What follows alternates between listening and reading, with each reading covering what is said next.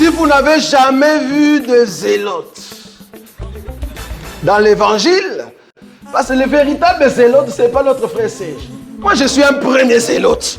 C'est là et nous allons faire un effort pour répondre à des questions. Alors, avant de commencer, je voudrais rappeler à l'église que le dimanche, l'homme de Dieu nous a prêché sur les 10 vierges. Nous allons reprendre un peu la lecture et voir par rapport à l'enseignement des 10 vierges s'il y a des questions. S'il n'y a pas de questions là-dessus, alors nous allons prendre d'autres questions de la Bible toujours. Nous sommes dans l'évangile de Matthieu, chapitre 25.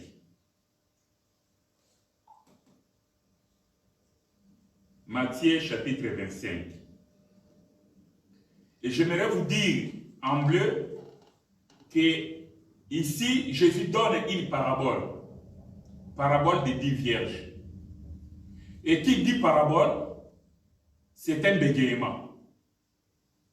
Un bégaiement, c'est un songe. Un songe nécessite toujours une interprétation.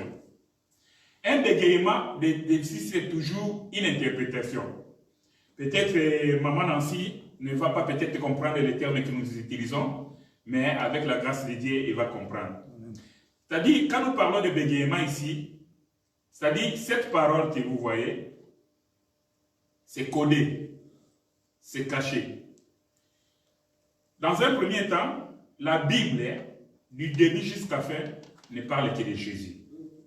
Ça raconte l'histoire de Jésus avec sa femme Israël, ou bien ça parle de Jésus avec sa femme Église.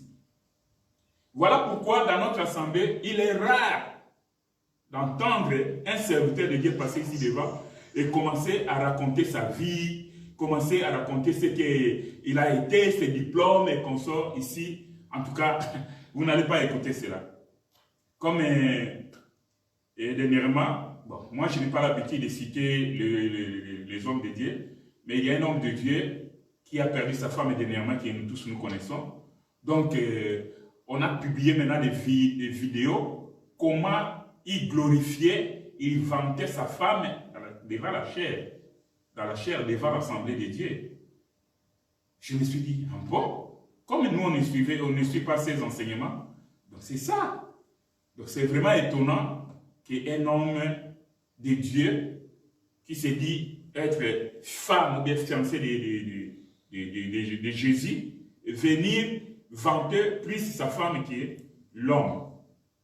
Ici, nous, en tant que la Vierge, donc la fiancée de Jésus-Christ, la femme de Jésus-Christ, nous venons ici seulement pour vanter notre mari, pour élever notre mari, pour glorifier notre mari, le Seigneur Jésus-Christ. Alléluia. Une bonne femme, partout où elle passe, elle ne peut que parler de son mari, des biens de son mari. Mais une mauvaise femme va commencer à parler du mal de son mari. Et nous disons cela par rapport à l'église. Donc, toutes les églises, entre guillemets, de les assemblées, devaient normalement parler que le Seigneur Jésus-Christ. Prêcher le Seigneur Jésus-Christ. Voilà pourquoi, comme je disais, quand nous disons que la parole de Dieu, la parabole, c'est un bégaiement, si nous nous référons à Moïse, Moïse ne savait pas parler. Mais Moïse avait en lui la parole de Dieu. Et voilà pourquoi Dieu lui a donné Aaron comme interprète pour interpréter la parole qui était à Moïse. Vous voyez cela? Les songes, c'est pareil. Quand Pharaon avait eu des songes, il fallait l'interprétation. S'il n'y a pas d'interprétation, donc les songes amènent la mort. Et nous voyons cela même à Babylone. Daniel avec ses compagnons, lorsque les rois avaient eu des songes, il fallait qu'il y ait quelqu'un qui puisse interpréter. Et tous les sages, tous les hommes, les conseillers du roi, personne ne savait interpréter les songes. Alors le roi avait dit que non, si vous n'arrivez pas à me donner tout d'abord les songes que moi j'ai eus, la nuit, et vous n'arrivez pas à me donner l'interprétation, je vais vous faire mourir tous. Donc, nous comprenons que les songes, c'est amène la mort. Mais l'interprétation de la songe, et du songe, pardon, donne la vie. Il a fallu que Daniel puisse venir avec l'interprétation pour que les gens qui étaient destinés à la mort puissent recevoir la vie, puissent conserver la vie. C'est pareil, quand la Bible parle de paraboles, c'est un langage voilier, c'est un langage craché. Alors il faut qu'il y ait des hommes de Dieu, que Dieu a donné de l'intelligence et de la sagesse, la connaissance, pour interpréter les paraboles de la Bible. Voilà pourquoi depuis un certain temps, l'homme de Dieu est en train de nous enseigner sur les paraboles. Frère Denis, Matthieu chapitre 25, à partir du premier verset. Je lis au nom de Jésus-Christ. Amen. Alors le royaume des cieux sera semblable à 10 vierges qui, ayant pris leur lampe, allèrent à la rencontre de l'époux. Oui. 5 d'entre elles étaient folles et 5 sages. Les folles, en prenant leur lampe, ne prirent point d'huile avec elles. Mais les sages prirent avec leur lampe de l'huile dans des vases. Comme l'époux tardait, toutes s'assoupirent et s'endormirent. Au milieu de la nuit, on cria, voici l'époux, allez à sa rencontre. Alors toutes ces vierges se réveillèrent et préparèrent leurs lampes. Les folles dirent aux sages, donnez-nous de votre huile, car nos lampes s'éteignent. Les sages répondirent, non, il n'y en aurait pas assez pour nous et pour vous. Allez plutôt chez ceux qui en vendent et achetez-en pour vous. Pendant qu'elles allèrent en acheter, l'époux arriva. Celles qui étaient prêtes entrèrent avec lui dans la salle des noces, et la porte fut fermée. Plus tard, les autres vierges vinrent et dirent, Seigneur, Seigneur, ouvre-nous. Mais il répondit, je vous le dis en vérité, je ne vous connais pas. Veillez donc, puisque vous ne savez ni le jour ni l'heure. Amen. Amen. Alléluia. Amen. Oui, ici le Seigneur Jésus-Christ avait donné cette parabole des 10 vierges. Mais il dit que c'est le royaume des cieux sera comparable à 10 vierges. Ok. Donc, pour entrer dans le royaume des cieux, il faut comprendre la parabole des 10 vierges. Et il dit qu'il y avait 10 vierges. Ce qui est primordial ici de savoir est que toutes les femmes-là étaient des vierges. Amen. Toutes les 10 étaient des vierges. Deuxième élément, il dit qu'elles prirent leurs lampes et allèrent à la rencontre de l'époux. Mais, parmi les 10 vierges, la Bible dit qu'il y avait 5 sages, il y avait 5 folles. Il dit que les 5 d'entre elles étaient folles et 5 sages. Les folles, en prenant leur lampe, ne prirent point d'huile avec elles. Mais les sages prirent avec leur lampe de l'huile dans des vases. Les 10 vierges, toutes étaient des femmes vierges. De 2, toutes avaient des lampes. Et les lampes avaient un peu d'huile dans leurs lampes. Mais à la différence avec les folles, les sages prirent de l'huile dans leurs vases. Mais les folles ne prirent point. Il leur manquait la sagesse. Voilà pourquoi la Bible parle de 5 sages. Maintenant, en entendant l'époux, parce que l'époux avait promis que je reviendrai. Je pars en voyage, mais je reviens. Elles attendirent que l'époux tardait. Ils disent, non, maintenant, on est fatigué. Et la Bible dit qu'ils commencèrent à soupir. C'est-à-dire le sommeil arriva. Ils commençaient à somnoler. Et pendant ce temps, leur lampe était toujours allumée. Avec de l'huile qui était dans la lampe. Juste au moment où leur lampe allait et commençait à s'éteindre, parce que l'huile qui était dans leur lampe avait complètement diminué, on cria, voici l'époux, allez à leur rencontre. Les sages se réveillèrent et prirent leurs lampes et leur huile. Maintenant, les folles, parce que c'était au milieu de la nuit, et à l'heure là, nous supposons que toutes les boutiques sont fermées, les folles ont demandé à leurs amis, donc les 5 sages, de leur donner un peu d'huile. Mais les sages disent, impossible. On ne peut pas vous donner de l'huile parce que ça ne serait pas suffisant pour nous et pour vous. Allez plutôt acheter auprès de ceux qui en vendent. La Bible dit ceci. Nous sommes à quel verset là? Oui, non, il n'y en aurait pas assez pour nous et pour vous. Allez plutôt chez ceux qui en vendent et achetez-en pour vous.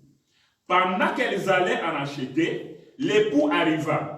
Celles qui étaient prêtes entrèrent avec lui dans la salle des noces et la porte fut fermée. Les femmes qui attendaient l'époux ici, c'était pour célébrer les noces. C'est-à-dire quoi? Les mariages. Dans la maison où elles étaient, c'était dans une maison, elles tous étaient dans la maison. Mais il fallait entrer dans la salle des noces. Parce que la célébration des noces ne devait pas se passer dans la maison où elles habitaient. Ils avaient une salle qui était prévue pour les noces. Et pendant que les folles avaient reçu la réponse des sages, elles sont sorties pour aller acheter de l'huile. C'est à ce moment que le mari fit son entrée. Lorsqu'il fit son entrée, on ferma la porte. Les 5 sages entrèrent dans la salle de noces avec l'époux.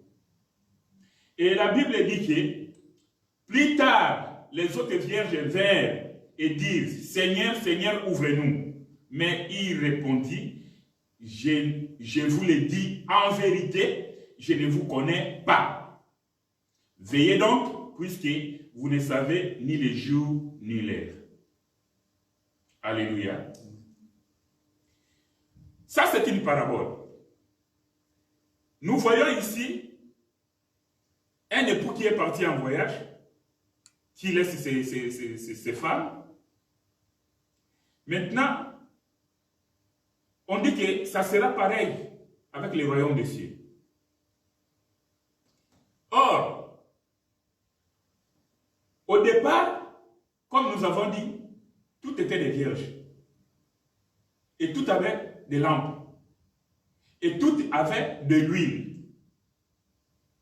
Mais à force d'attendre l'époux, les folles, la lumière se diminuait petit à petit. Or, quand nous voyons cela, nous comprenons que dans l'église, nous sommes ici, nous nous préparons pour aller entrer dans le royaume. Parce que on parle ici du royaume des cieux. Maintenant, pour entrer dans la salle de noces, il faut avoir la lampe. Non seulement la lampe, mais il faut avoir aussi la réserve d'huile. Maintenant, ici, on n'a pas dit le nom de la personne qui avait fermé la porte.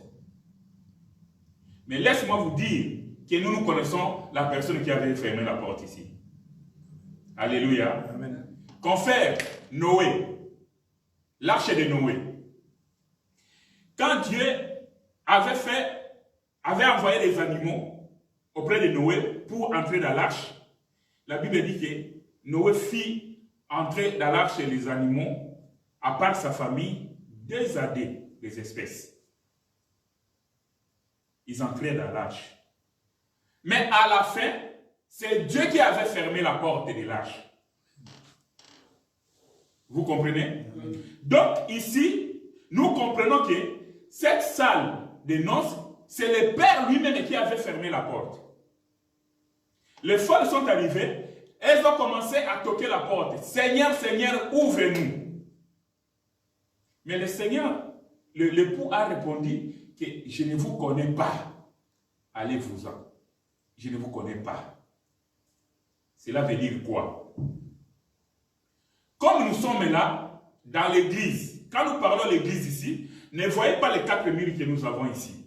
Ça, c'est l'assemblée. Voilà pourquoi nous avons l'habitude de ne pas appeler l'église l'église. Nous appelons ici l'assemblée. Parce que nous sommes l'assemblée locale, nous sommes l'assemblée des élus de Bruxelles. Nous avons l'assemblée des élus de Paris, nous avons l'assemblée des élus des États-Unis, nous avons l'assemblée des élus de Cape Town, nous avons l'assemblée des élus de Kinshasa. Donc, ce sont des assemblées et tous ces assemblées et d'autres assemblées bien forment ce qu'on appelle l'église.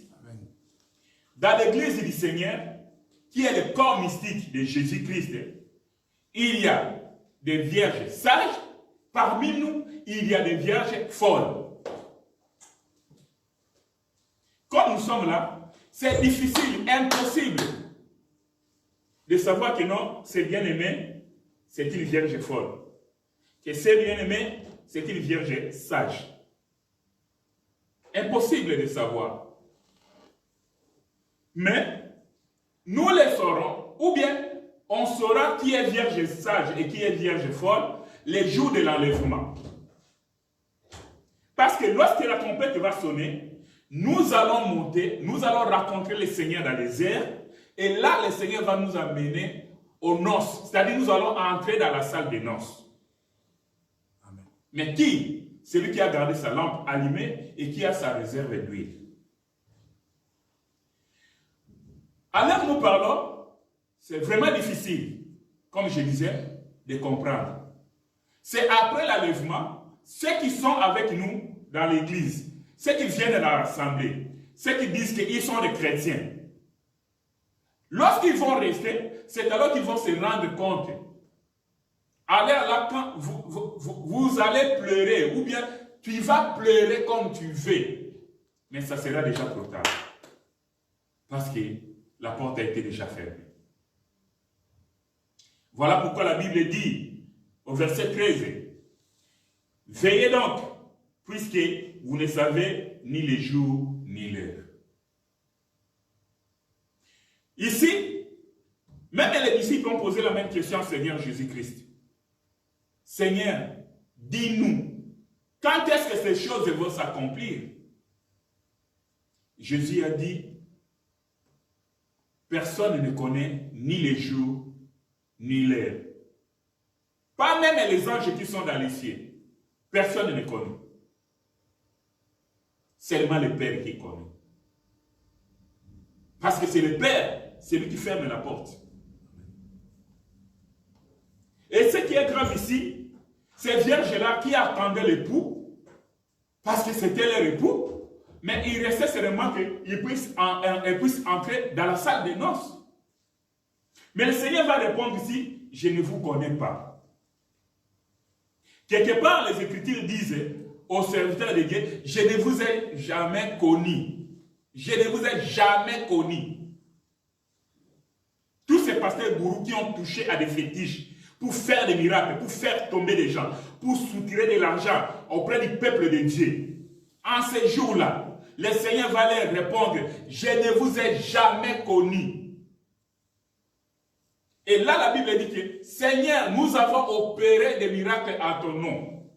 Nous avons fait marcher les boités, les paralytiques. Nous avons ressuscité même des morts.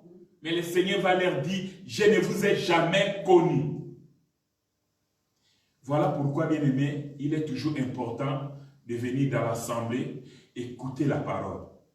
En écoutant la parole, nous gardons notre lampe allumée. En écoutant la parole, nous manifestons la fidélité auprès de Dieu et le Saint-Esprit est à l'œuvre parce que la flamme doit rester toujours allumée.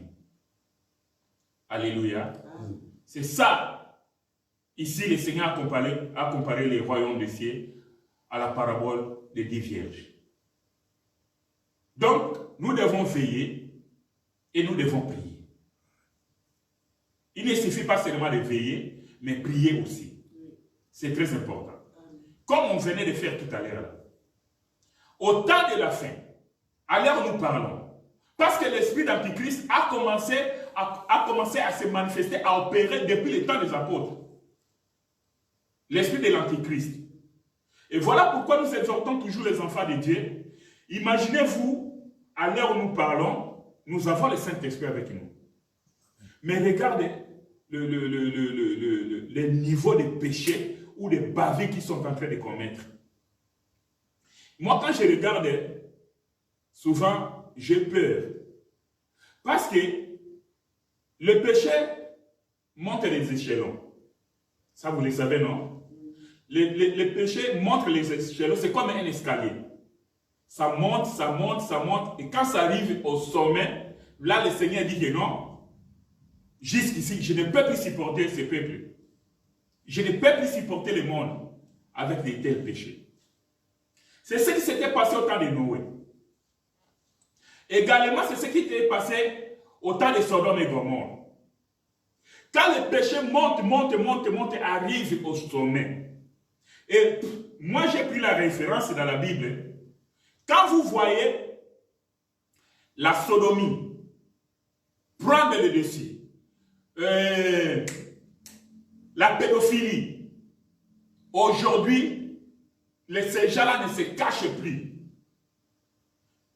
Gloire à Dieu, parce que j'ai appris qu'au Congo, l'actuel ministre de Justice, il a dit qu'il va traquer tous les homosexuels. Voilà. Si Dieu avait détruit Sodome et Gomorrhe, c'était à cause des homosexuels et de la pédophilie. Mais à l'heure où nous parlons, donc ce sont ces deux péchés-là qui sont maintenant au sommet. Qui sont au sommet maintenant. Et voilà pourquoi nous exhortons toujours les enfants de Dieu. Nous devons veiller parce que nous ne connaissons ni les jours, ni l'heure. Ni les jours, ni l'heure. Vous allez comprendre une chose.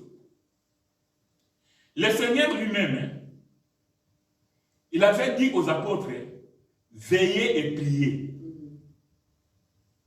Donc nous sommes invités à veiller pour nous-mêmes et nous sommes aussi invités à veiller pour nos frères et pour nos sœurs. Nous devons nous exhorter les uns les autres. C'est étonnant dans l'assemblée de Dieu, nous venons comme ça, il y a une sœur, il y a un frère, que ça fait longtemps que tu ne l'as pas vu dans l'assemblée. Et tu as son numéro. Tu n'as même pas le temps de prendre ton téléphone pour appeler ton frère ou ta soeur pour savoir comment elle va et pourquoi elle ne se voit plus. Peut-être qu'elle a des problèmes. Oui, certes, c'est de notre devoir, en tant que pasteur, en tant que berger, de le faire. Mais entre nous aussi, les fidèles, nous pouvons aussi le faire. Ce qui est étonnant aussi aujourd'hui, gagner les âmes, maintenant c'est abandonné au seul serviteur de Dieu, au ministre. C'est au ministre de gagner les âmes. Mais or, la mission de gagner les âmes, c'est une mission universelle qu'on a donnée à tout le monde. La Bible n'interdit pas à un fidèle de gagner les âmes pour le Seigneur Jésus-Christ. Alléluia. À l'église primitive, lorsque la persécution avait commencé, la Bible dit que les chrétiens étaient éparpillés parce qu'ils fouillaient la persécution et là où ils allaient, ils annonçaient la bonne nouvelle. Il y avait des gens qui se convertissaient. Et c'est comme ça que l'église grandissait. Dans chaque ville. Mais aujourd'hui, le problème de gagner les âmes, ça c'est le problème des ministres, des pasteurs, des évangélistes, des apôtres, des prophètes, des docteurs. Ce n'est pas notre problème. Mon problème est que je viens à l'église, je donne ma dîme ou des offrandes, j'écoute la parole et c'est là suffisant. Non. Il y a des gens qui ont le don de parler, l'art de parler. Quand il parle à quelqu'un, il lui parle par exemple de la parole de Dieu. Donc il sait au moins s'aimer la parole de Dieu dans le cœur de l'homme. Et Dieu touche le cœur de l'homme, de la personne qui écoute la parole de Dieu. Donc, il y a des gens, quand ils partagent avec toi la parole de Dieu, qui sentent même le plaisir, le sentiment de l'écouter. Qui ne puissent pas couper, que vous continuez à parler. Moi, personnellement, quand je fais le partage avec un bien-aimé, Bien aimé, je vous dis la vérité, je prends Dieu à témoin. Même si j'avais fait, à ce moment-là, la fin fuit, me quitte. Donc, j'ai cette zèle-là quand on vient me poser des questions sur la parole de Dieu, de parler de Jésus, de parler de la parole de Dieu, de parler du Seigneur et de parler du royaume des cieux. Donc, dans l'année où va le monde, je ne sais pas ce qui va se passer d'ici l'an 2030. Nous sommes en 2024, non? Cette semaine même, on m'avait balancé une vidéo d'une personne aux États-Unis. Comme les mauvaises choses commencent toujours là-bas, il y avait un monsieur, je ne sais pas avec leur système et comment ils ont fait ça. Ils étaient en train de poser des questions à ce monsieur-là. Il est super intelligent, il a, je ne sais pas comment expliquer. Mais le monsieur, c'est comme le film de Simpson. Vous savez, dans ce film-là, Simpson annonce les choses à venir. Comment ça va se passer. Et exactement, ça se passe comme ils ont tourné les films. Il y a de cela des années. Vous voyez? Et ce monsieur-là, on a fait le système de... Comment est-ce qu'on appelle ça? Le système de... Quand quelqu'un parle vrai ou dit des mensonges, hein, il y a des machines qui détectent que oui. Détecteur de mensonges. Hein? Détecteur de mensonges. Détecteur de mensonges. Le monsieur-là était en train d'annoncer les choses à venir. Et le détecteur de mensonges confirmait que c'est oui, oui, oui. Donc, d'ici l'an 2030, la Bible, ces gens-là disaient que, cette personne-là disait que d'ici l'an 2030, il y aura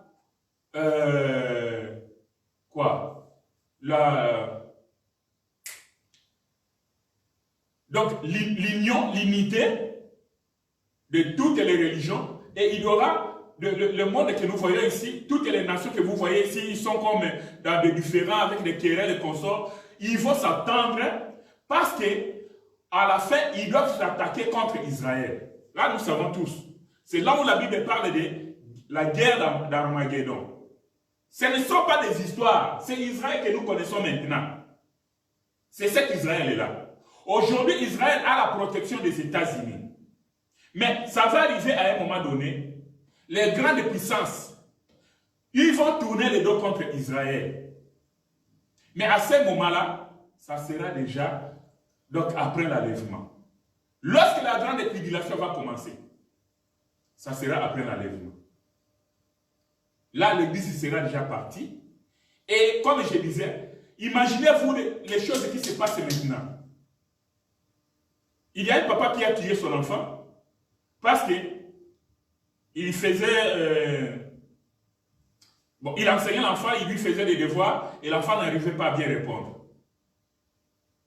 Le papa a fouetté l'enfant, il lui a enfoncé quelque chose ici et l'enfant est mort sur place. Pourquoi? Et quand on regarde le papa, lui-même n'a pas étudié, n'a pas assez étudié. Il dit que non, tu n'es pas intelligent. Et comme l'enfant n'arrivait pas à comprendre ce que le papa lui posait comme question, lui enseignait, il a tué son enfant. Vous voyez les hommes qui tuent leurs femmes comme ça facilement, sans problème, pour une petite dispute, et les femmes tuent leur mari pour rien, pour une petite dispute. Donc, les assassinats, le banditisme, donc vous sentez que les gens n'ont plus de cœur, n'ont plus de cœur. Quand tu regardes comme ça, tu dis, mon Dieu, ce n'est pas possible. Comment un homme peut arriver à réfléchir ou bien à penser jusqu'à ce niveau-là? Il y a des gens, le trafic des organes. Vous arrêtez quelqu'un, vous le tuez ou bien vous l'opérez, il est vivant, il est en train de crier sans anesthésie ni quoi pour enlever les organes pour que vous alliez vendre et vous gagnez de l'argent. Quelle méchanceté! Et ces choses se passent pendant que nous avons encore le Saint-Esprit. Parce que le Saint-Esprit fait à ce que puisse travailler avec notre conscience pour savoir que non, l'acte que je suis en train de poser, c'était mauvais. Et ça, c'est bon. Bon, imaginez-vous, mes bien-aimés, que le Saint-Esprit n'est plus là. L'église est partie. Les hommes, les êtres humains, vont vivre comme des animaux. Peut-être que vous ne voyez pas bien. Les hommes vont vivre comme des animaux. On est en train de passer avec la voiture. Non, c'était en France. Bon, ici à Bruxelles, je ne sais pas s'il y en a. Ici à Bruxelles, nous savons qu'il y a à la gare du Nord, il y a des femmes qui viennent s'exposer là-bas nuit pour chercher les hommes, pour attendre les clients, pour attirer les clients. En France, on m'a monté un endroit là où les prostituées viennent la nuit et quand les clients arrivent, ils négocient. Là même à côté sur place, ils passent des rapports sexuels. Au vu et aux yeux de tout le monde, des passants. Vous imaginez? Nous avons des images des femmes qui se couchent avec des chevaux. Quand je regarde un cheval, mais non, ce n'est pas possible. Avec des chiens, mais quand tu regardes comme ça, les hommes qui couchent avec des animaux, avec des chiennes, avec des chèvres, donc c'est comme si la femme, l'être humain, donc n'a plus de valeur. Et un homme trouve plaisir auprès d'un animal. Vous imaginez? Maintenant, quand le Saint-Esprit sera parti, parce que le Saint-Esprit va nous amener dans les airs pour que nous puissions rencontrer le Seigneur. Et le Saint-Esprit, quand il va nous amener, il ne va plus revenir, c'est fini. Sa mission est terminée. La mission du Saint-Esprit aujourd'hui est de nous accompagner pour qu'à la fin, il puisse nous amener auprès de notre époux. Alors, imaginez maintenant le monde sans conscience, sans le Saint-Esprit.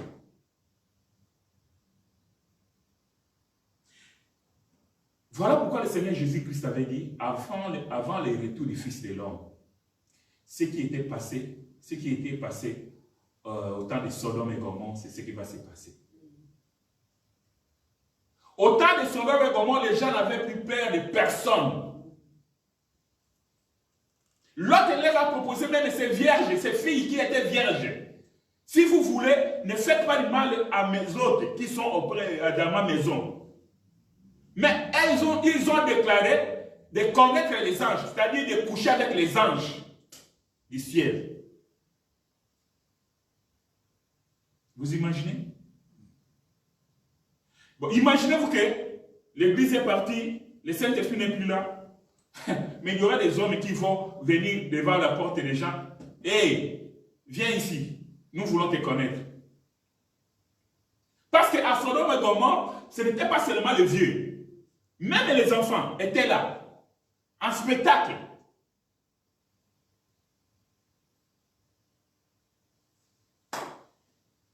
Des fois, quand nous voyons ces choses, et que jusqu'aujourd'hui, bon nombre de personnes n'ont pas compris qu'il est encore temps de recevoir le Seigneur Jésus-Christ comme Seigneur et Sauveur personnel, c'est vraiment malheureux. C'est vraiment malheureux. Alors, ne nous lassons pas d'annoncer la parole de Dieu, d'exhorter, d'enseigner, parce que nous devons sauver beaucoup d'âmes. Et ces âmes que vous voyez ont de la valeur aux yeux du Seigneur. Amen. Le Seigneur Dieu n'aime pas les péchés. Il aime les pécheurs. Amen. Il ne faut pas voir que non, celui-là, et déterminer que celui-là, calme, il va aller en enfer. Qui es-tu pour les juger? Qui es-tu? S'il est venu de l'éternité, au temps opportun, au temps fixé par Dieu, il va rentrer à l'éternité. Le Seigneur sait comment il va les récupérer. Mais aujourd'hui, il est de ton devoir, de mon devoir, pour parler du Seigneur auprès de ceux qui ne connaissent pas le Seigneur. Amen. Alléluia. Amen. Donc voilà un peu comment le Seigneur Jésus-Christ a comparé le royaume des cieux avec la parabole des 10 vierges. Mais j'aime le verset 13 lorsqu'il dit « Veillez donc, puisque vous ne savez ni les jours ni l'heure. » Comme nous sommes là, bien-aimés, la trompette peut sonner maintenant. Et comme on nous a montré déjà dans des films, entre guillemets, il y a des disparitions qui vont se faire. Il y a des disparitions. Un jour, on était en train de se poser des questions. Imaginez-vous un pilote d'avion avec des passagers. Il est en train de piloter l'avion. Un chrétien. Boum, la trompette sonne et le Seigneur enlève les pilotes. Et l'avion va commencer à voler seul. Imaginez les catastrophes. Donc, les jours de l'enlèvement, les jours que la trompette va sonner, il y aura un chaos du jamais vu dans ce monde. Ça sera terrible. Mais, gloire soit rendue à Dieu, par sa grâce, par sa miséricorde, nous croyons que nous ne serons pas là pour vivre ces choses. Amen. Alléluia. Amen. Voilà pourquoi nous devons veiller, prier, parce que nous savons ni les jours ni l'heure. Amen. Amen. Que le Seigneur vous bénisse. Amen. Voilà. Il nous reste presque une demi-heure. On peut terminer avant ou bien on peut aller jusqu'à juste. S'il y a des questions, nous sommes là pour répondre à des questions. Et pendant ce temps-là, le frère Béni est en train de surveiller nos bien-aimés qui sont en ligne. S'il y a des questions, nous allons prendre et nous allons répondre rapidement.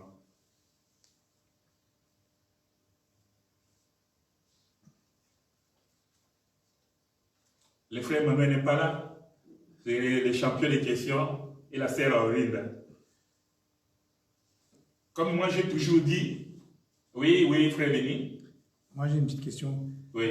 Quand on parle des 5 vierges et 5 vierges sages et 5 vierges folles, le chiffre 5, pourquoi ils ont pris 5 et pas 7, pas 10? Pourquoi? Est-ce qu'il y a une référence à ça? Ok. Parce que le chiffre 5, c'est le chiffre du ministère. Vous voyez? Parce que, comme c'est le royaume des cieux, c'est le ministère qui doit préparer l'épouse à la rencontre de l'époux. Tu vois? Or, quand on dit cela, les 5 vierges et les 5 folles font 10. Le chiffre 10, c'est le chiffre de la nation. Vous voyez un peu? Alors, ici, Israël n'est pas concerné. Vous voyez? Ici, c'est l'Église qui est concernée. Quand nous parlons aussi des chiffres ici, je crois que notre bien-aimé ne comprend pas. Il y a une étude qu'on appelle la chiffrologie qui étudie les chiffres dans la Bible. Nous avons la signification des chiffres 1, 2, 3, 4, 5 et ainsi de suite. Donc, le chiffre 5, bien-aimé a posé la question de savoir pourquoi 5, parce que le chiffre 5, c'est le chiffre du ministère. Et là, ça concerne nous, l'Église. C'est le ministre qui doit préparer la femme à la rencontre de l'époux. Voilà pourquoi la Bible nous appelle des eunuques. Nous sommes des hommes castrés. Des hommes castrés, ce sont des hommes qui n'ont pas de sémence pour donner à la femme. C'est l'homme qui donne la sémence à la femme pour que la femme tombe enceinte et puisse donner naissance à un enfant. Voilà pourquoi tous les ministres qui prêchent la parole de Dieu, qui amènent leurs propres enseignements, donc ce sont des hommes qui n'ont pas été castrés. Donc ils apportent leurs propres semences pour donner à la femme d'autrui. Et ça, c'est le Seigneur ne veut pas cela. C'est pour cela que je vous ai dit, nous venons ici pour vous donner ce que le Seigneur nous a donné. C'est ça la sémence. Et je vous fais une parenthèse pour dire que c'est l'homme qui donne la sémence à la femme. Et lorsque nous disons que la femme n'a pas de ministère, ça veut dire que la femme ne peut pas devenir pasteur, apôtre, prophète, donc ministre. Parce que la Bible dit que la nature elle-même ne vous enseigne-t-elle pas? Dans la nature, nous voyons que l'homme et la femme se marient et c'est l'homme qui donne la semence à la femme. Même auprès des animaux, nous avons cet enseignement-là. Mais lorsque la femme se met devant la chair pour donner la semence à la femme qui est l'Église, c'est une confusion. C'est une confusion. On ne peut pas comprendre. Voilà pourquoi, là où les femmes prêchent la parole de Dieu, désolé, intelligente soit-elle, sage soit-elle, devant Dieu, une femme peut avoir un langage, un français fignolé. Elle prêche bien. Elle a l'art de parler. C'est bien beau. Mais devant le Seigneur, c'est nul. Le Seigneur n'a pas donné à la femme le ministère. Pourquoi? Parce que ce n'est pas la femme qui porte la semence, c'est l'homme qui porte la semence. Et Dieu, depuis le commencement, jusqu'à la fin du monde, Dieu va s'identifier à l'homme. Dieu ne s'est pas identifié à une femme. Non. Nulle part dans la Bible. Même les anges dont on parle, lorsqu'ils viennent sur la terre, ils se manifestent sous forme des hommes. Et non des femmes.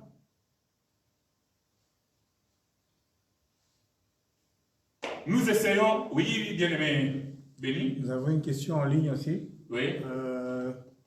Qui demande si on pourrait rappeler la signification et la différence entre intelligence et sagesse. Bon. L'intelligence et sagesse sont des choses différentes. Il y a une petite nuance, dans ce sens que l'intelligence, on l'acquiert au niveau de l'école, des études.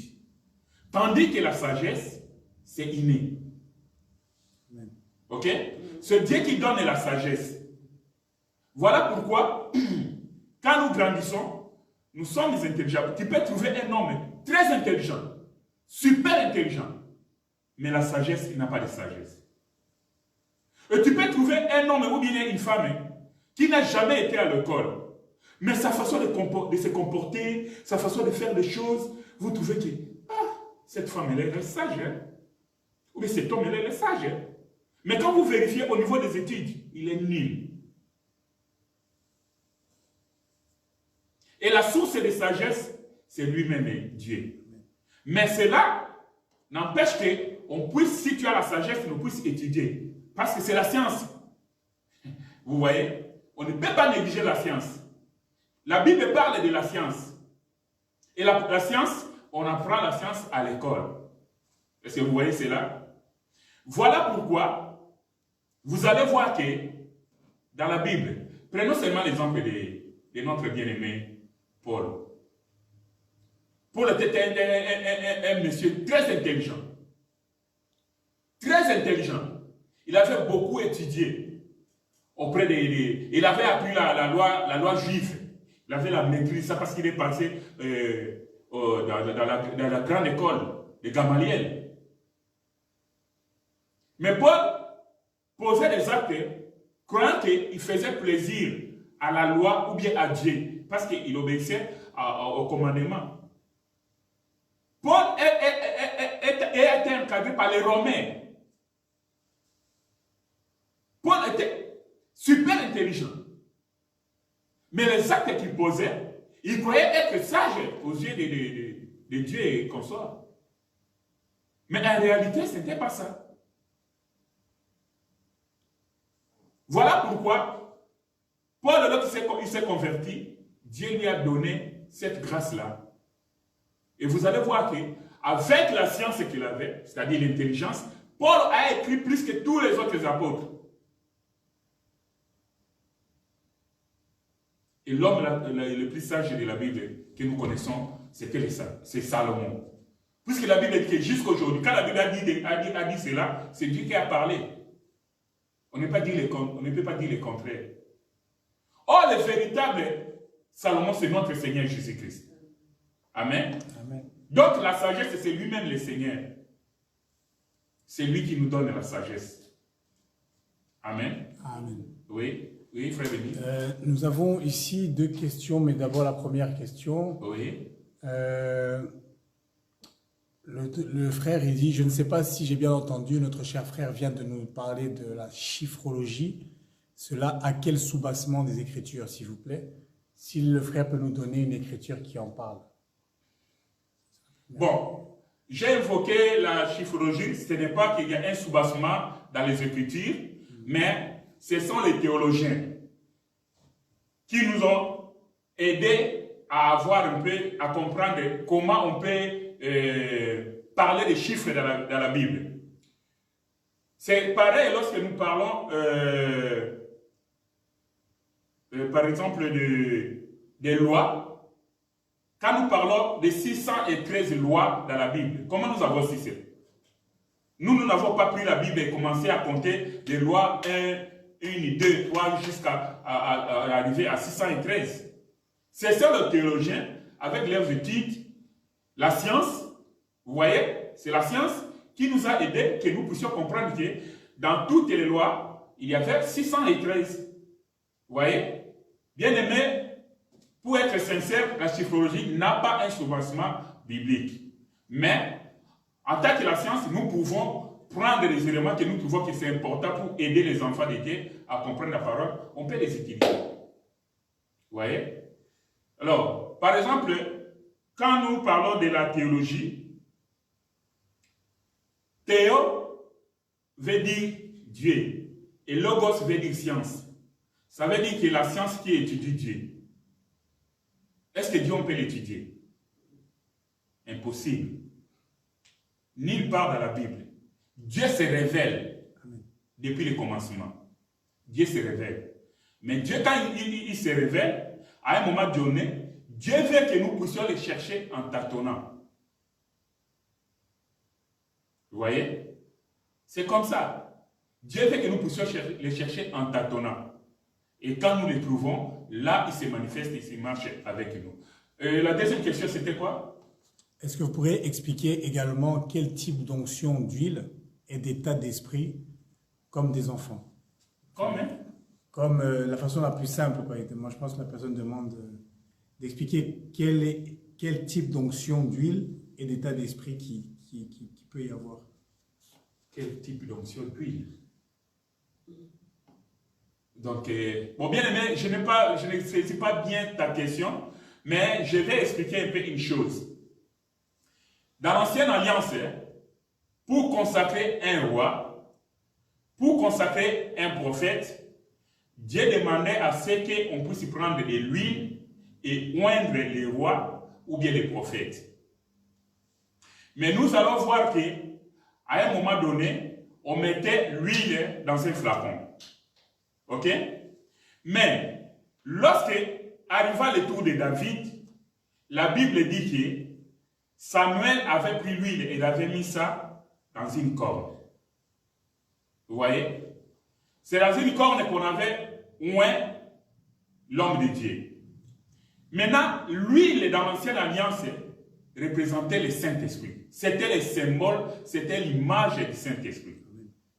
Alors, aujourd'hui, à l'heure où nous parlons, nous n'avons pas l'huile sainte. Il n'y a pas l'huile d'onction aujourd'hui dans l'église, au temps de la grâce. Pourquoi? Parce que l'huile qui était l'image, qui était le symbole du Saint-Esprit, n'a plus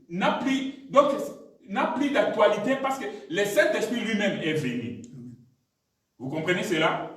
Voilà pourquoi nous disons toujours les huiles que les hommes de Dieu qui utilisent dans leurs assemblées, soi-disant huile d'onction, huile sainte et consort, nous disons que c'est faux.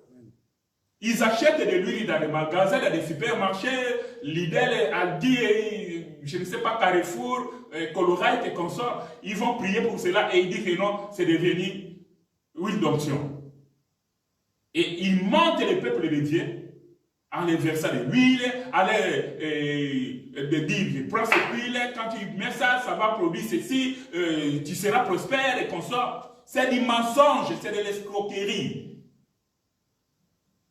Pourquoi nous disons cela? Parce que l'huile de Aldi, l'huile onction là, moi je peux prendre l'huile dans la chair et puis je peux aller préparer mes beignets ou bien griller mes poissons sanchar, Thomson comme je veux. Et ça ne me fera rien. Mais tandis que l'huile d'onction que l'Éternel Dieu avait recommandée au temps de Moïse pour le tabernacle, il y avait 5 éléments qui entraient dedans. 5 plantes. À part l'huile d'olive, il y avait 5 plantes qui entraient dedans. C'est pour cela qu'on appelait ça huile d'onction. Et Dieu avait dit qu'on ne pouvait pas reproduire cette huile-là. C'était fait une seule fois pour toutes et c'était fini.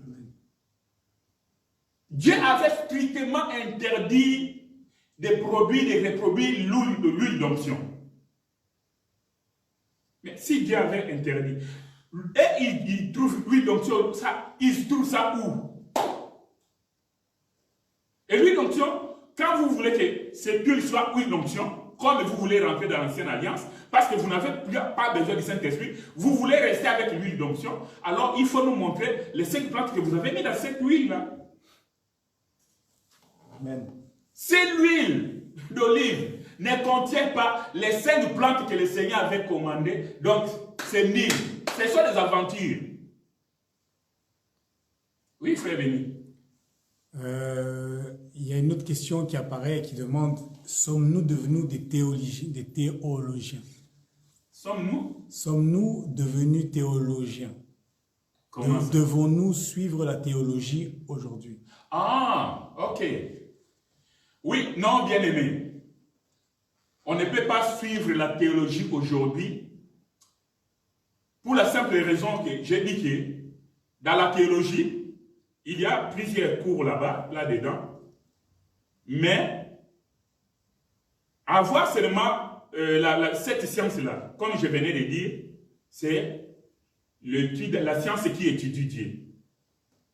Étudier Dieu, c'est déjà barré, on ne peut pas étudier Dieu. De deux, la vraie école pour parler ainsi de la théologie, c'est le Saint-Esprit. Moi, je donne toujours mon témoignage. Si je parle de moi ici, ce n'est pas pour me vanter comme nos bien-aimés ont l'habitude, mais je donne un témoignage. En tant que bibliothécaire de formation, j'ai travaillé à l'université protestante au Congo, là où il y a la faculté de théologie. J'ai lu beaucoup de livres. Mais quand le Seigneur m'a appelé au ministère, mon souci était de faire la théologie. Je me suis tracassé. Bon, quand j'ai voyagé, je suis venu en Europe, je cherchais où est-ce que je pouvais m'inscrire pour faire la théologie. Il y a un bien-aimé, le pasteur a dit en Espagne que je salue en passant. Lui, il est pasteur théologien. Alors, j'ai parlé avec lui quand on était en Espagne. J'ai dit non, en tout cas, moi, avec la grâce que le Seigneur m'a fait, je voulais augmenter un peu ma connaissance en faisant la théologie. Comme lui, il avait fait la théologie, sûrement, il connaissait l'école de théologie en ligne. J'ai embêté le bien-aimé qui dit non, papa Roger, attends. La façon dont j'entends que toi tu es en train de prêcher, attends. Il me faisait attendre. À un moment donné, je me disais, mais c'est bien aimé jaloux. Mais lui, il est théologien. Il ne veut pas que moi aussi je devienne théologien. Et parce qu'on travaillait ensemble, hein, dans l'assemblée. À un moment donné, un jour, il m'a fait comprendre. Il dit, papa Mobebo, ne crois pas que moi, je ne veux pas que tu puisses faire la théologie. Moi, j'ai fait la théologie. Mais, aujourd'hui, par l'aide du Saint-Esprit, la connaissance que j'ai aujourd'hui sur la parole de Dieu et sur Dieu lui-même, en théologie, je n'ai jamais appris cela. Donc, tout ce que j'avais appris en théologie, c'est nul. Moi, j'ai dit, en bon, ok. J'ai compris. C'est alors que je commençais à entrer en profondeur. Ma prière, mon souci était que, Seigneur, donne-moi la connaissance de ta parole. Donne-moi la connaissance de ta parole. Et petit à petit, le Seigneur a commencé à ouvrir mes yeux, a commencé à ouvrir mon oreille. Quand un bien-aimé passe devant, prêche, moi, le Seigneur m'amène dans d'autres dimensions. Je vois comment l'homme de Dieu est en train de marcher. Et si il tape à côté, déjà le Saint-Esprit me dit que non, là, c'est pas comme ça. Vous voyez un peu? Donc, la théologie aujourd'hui, ça ne sert à rien. La vraie école, c'est l'école du Saint-Esprit. Implorer la grâce de Dieu, demander au Saint-Esprit, il va t'enseigner. D'ailleurs, nous avons eu la promesse. Les apôtres ont marché avec le Seigneur pendant 3 ans, mais ils étaient encore des païens. Parce qu'on risque de dire que non, mais les apôtres ont suivi la formation auprès de Jésus. Non, c'était tout d'abord pour leur confirmer que ce que les prophètes avaient parlé, les psaumes et la loi parlaient de moi, de je suis le Messie. Il devait les encadrer parce que lui devait rentrer pour qu'ils puissent continuer la mission. Mais lorsqu'il est parti, il n'a pas dit que non, vous allez aller dans une école, vous allez étudier. Il nous dit le contraire, que quand viendra le Saint-Esprit, lui-même, il vous enseignera toutes choses. Ah! Donc nous comprenons que la vraie école, c'est l'école du Saint-Esprit. Parce qu'il vient nous enseigner toutes choses.